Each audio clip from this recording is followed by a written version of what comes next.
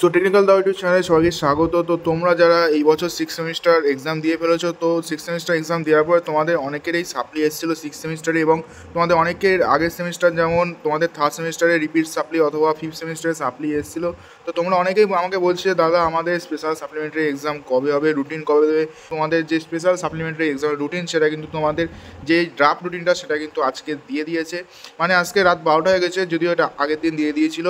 সমস্ত কলেজের যিনি প্রিন্সিপাল ইনচার্জ এবং প্রিন্সিপাল আছেন তাদের মেইলে কিন্তু এই রুটিনটা পাঠিয়ে দেওয়া হয়েছে। তো এখানে যে রুটিনটা দেওয়া হয়েছে এটা কিন্তু ড্রাফট রুটিন, ঠিক আছে। তোমরা এই রুটিনটা ধরেই তোমাদের প্রিপারেশনটা চালিয়ে যাও। তোমরা 99%ই ধরে নাও এই রুটিনটাই তোমাদের কনফার্ম হয়ে যাবে।